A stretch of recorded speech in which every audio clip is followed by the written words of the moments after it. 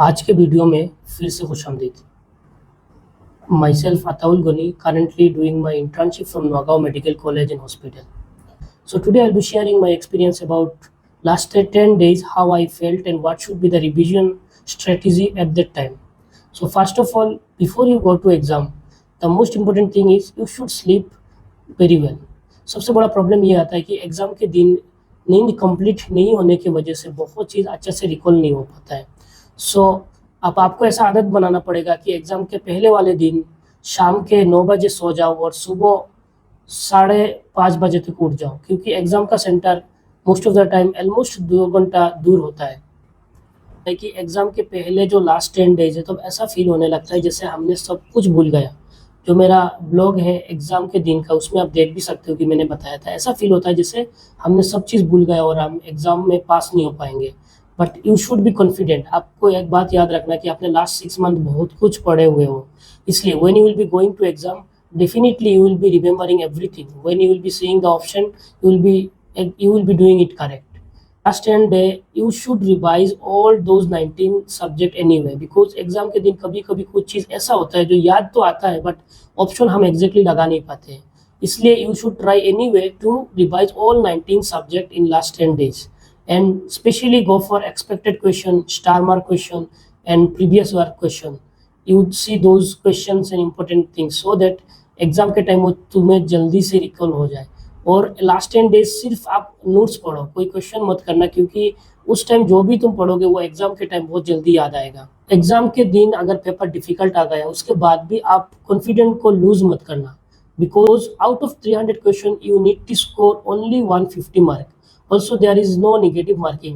So until the last question you will be doing on that day, you should be confident that I will pass the exam, and till the last question you should try that you will pass. Exam के दिन सुबह ज़्यादा खाना मत खाना, नहीं तो exam के टाइम नींद आएगा जिसकी वजह से एग्ज़ाम अच्छे से नहीं दे पाओगे। और इतना कम भी मत खाना कि जब स्ट्रेस होगा तो भूख लग जाए और एग्ज़ाम अच्छा ना जाए। एकदम मीडियम खाना खाना, ताकि you can do better in exam.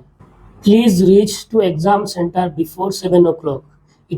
And remember, if your center is almost 2 hours from your room, then better you take a rent room near the center so that you can come in time and you have good sleep at night. Because अगर आपने अच्छे से नहीं सोया तो दूसरे दिन exam के time recall होने में दिक्कत होता है, जिसकी वजह से सिली मिस्टेक बहुत होता है।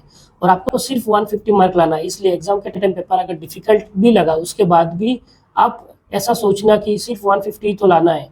जो भी क्वेश्चन आए अच्छे से सोच समझ के करना, क्योंकि निगेटिव मार्किंग भी नहीं है, there is a chance that आपको 150 पर मिलेगा ही। ये जो लास्ट 10 डे है इसमें आप नया नोट्स मत पढ़ना, जो भी आपने लास्ट 6 मंथ पढ़े हुए हो उसी को पढ़ना, क्योंकि लास्ट 6 मंथ में जो भी पढ़े हो वही चीज़ एग्जाम में याद आएगा। अगर आप कोई भी चीज़ नया पढ़ोगे वो एग्जाम के टाइम याद नहीं आएगा। बहुत इंपॉर्टेंट क्वेश्चन या सवाल दिमाग में आता है कि क्या मिस्ट के नोट एनफ है, क्योंकि मिस्ट का जो कंसाइज नोट है ये कभी कभी ऐसा लगता है ये तो कम पड़ सकता है, but I will assure you आप आराम से 180 to 90 स्कोर कर सकते हो अगर आप मिस्ट का नोट को अच्छे से पढ़े हुए हो। क्योंकि मैंने भी मिस्ट का नोट का हर एक वर्ड, हर एक लाइन, हर एक वर्ड को मैंने बहुत ज़्यादा पढ़ा हूँ, तो मैं यकीन करता हूँ। इवन मेरे पास ये नोट्स भी है, अभी मैं नौगांव मेडिकल कॉलेज में हूँ, उसके बाद भी देखो ये नोट्स है और मैं ये नोट्स पढ़ता भी हूँ यहाँ पे भी, क्योंकि ये बहुत हेल्पफुल होता है। ऑलमोस्ट पीजी का 60 to 70% ये नोट्स कवर करता है, इसलिए आप मिस्ट का नोट पे यकीन रखो, या कोई भी कोचिंग पे आप जहाँ भी पढ़ते हो उसका नोट्स पे यकीन रखो, और उसी नोट्स को इसी 10 डेज में please try any way to revise all those 19 subject, especially go for PYQ and whatever the star mark question and expected question, those words please you revise. I hope these tips will be very much helpful to you all for FMG exam. Best of luck for upcoming exam. Please do subscribe for latest videos, and if you want to know anything about internship or how to fill the form and what should you do next, please do comment in the video. I will be surely making video about those topics.